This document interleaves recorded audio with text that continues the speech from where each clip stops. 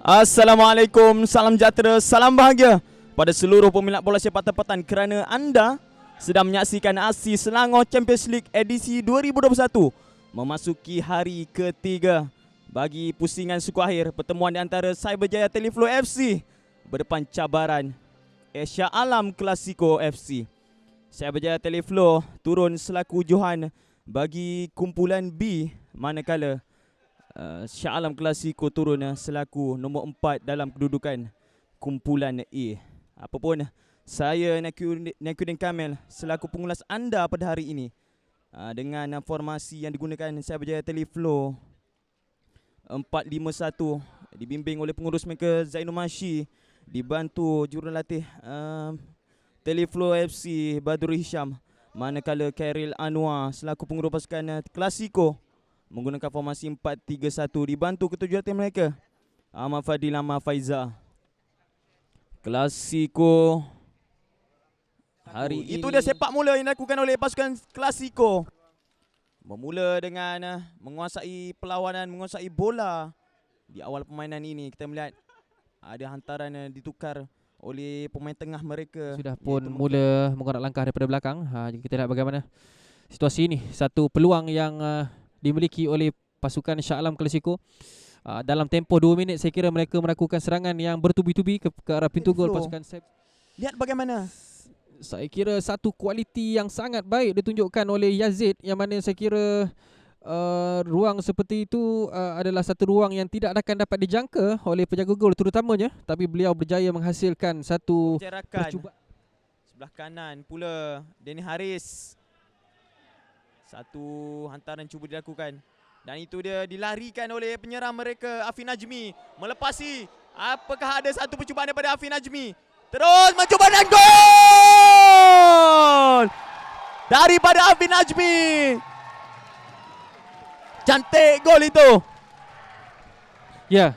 Kita lihat bagaimana Afif Najmi bijak untuk memperdayakan pemain pertahanan pasukan Shah Alam Klasiko, iaitu Faik, iaitu kapten mereka. Kita lihat bagaimana satu skill ataupun satu kemerahan individu yang sangat-sangat baik, keyakinan tinggi sangat-sangat baik berjaya dipamerkan oleh Afif Najmi.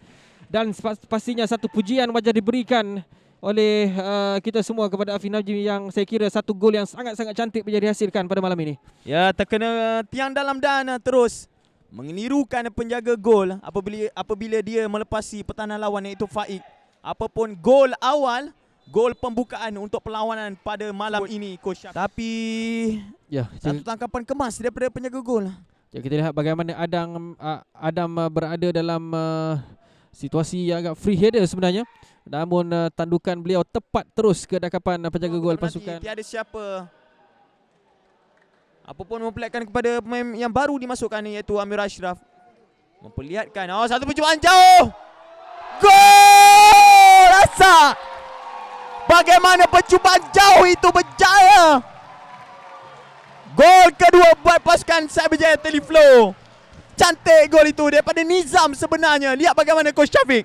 Itu dia, saya kira satu sepakan yang sangat-sangat cantik dilakukan oleh Nizam. Ketenangan beliau dan teknik yang sangat-sangat baik dilakukan oleh beliau sebentar tadi. Saya kira antara gol yang tercantik menjadi dihasilkan untuk Selangor Champions League 2020 kali ini.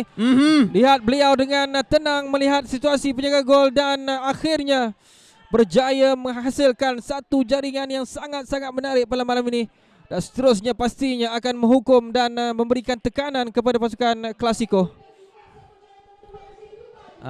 Saya kira Nizam di tengah pandang tadi memperlihatkan Ikram Azrai yang sudah terkeluar sedikit dari posisi penjaga gol beliau. Terus mencuba mampu memberikan kelebihan untuk pasukan Klasiko. Cantik Saiful Aula, tidak offside. Dan satu jaringan daripada pemain jersey nombor 17 Saiful Aula di sebelah kiri. Cantik gol. Boleh saya katakan menotahkan keputusan untuk kita pada malam ini.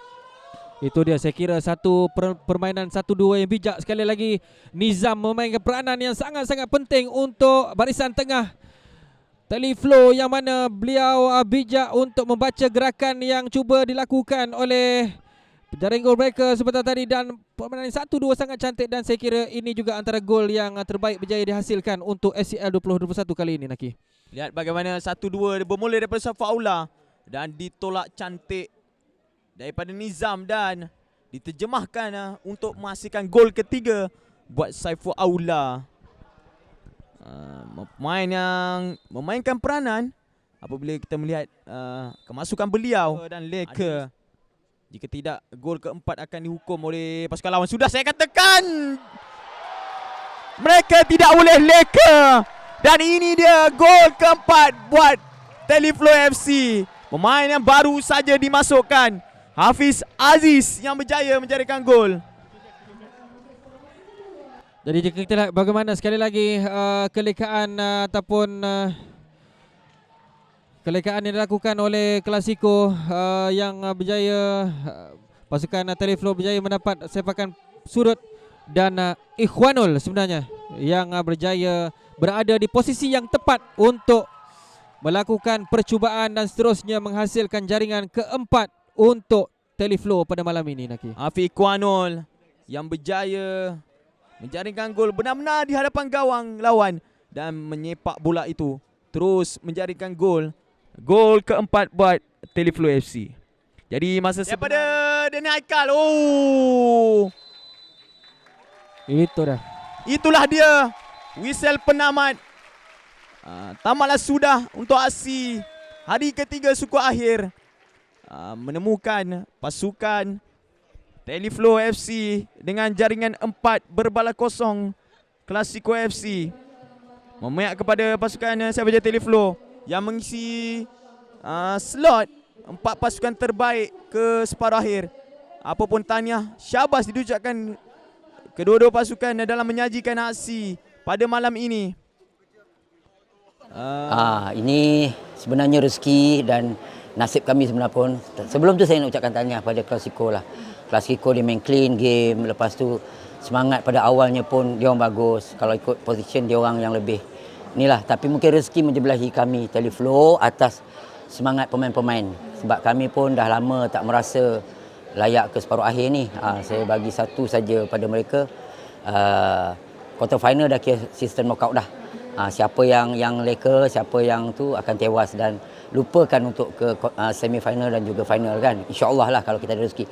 Tapi alhamdulillah player hari ni walaupun kita nampak ada sikit kepenatan mungkin di bulan Ramadan ni kan, saya dah pesan dah kalau boleh muntabak tu makan satu cukup, jangan 2-3. Jadi mungkin dia orang dapat kontrol sikit lah ya. Dan tahniah kepada Klasiko lah kerana beri saingan pada kami pada awalnya kan.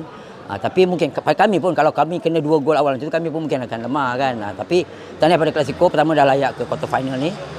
Dan saya mengucapkan tahniah lah kepada seluruh pengurusan. Belum habis lagi, kita masih ada semi final dan juga semi final yang menunggu di semua tim yang kami lah pasukan yang underdog yang kerdil, yang lain ni memang hebat-hebat. Persiapan tu macam mana tu? Persiapan maklumlah Teleflow tak semacam pasukan lain. Tentang Padang kami ada masalah tentang Padang lah. Jadi pengurus kami iaitu Cik Zainal, dialah yang banyak ni memberi kemudahan untuk kita mengadakan latihan. Kalau tidak saya pun pening juga macam mana nak buat latihan dengan keadaan player kita fahamlah kita main padang turf kan, tiba-tiba kita training padang rumput biasa. Padang pun tak berapa bagus. Bola sepak kita tak boleh cakap, tetapi saya rasa player memang tengah semangat sekarang lah. Bukan pasukan kami je, semua pasukan.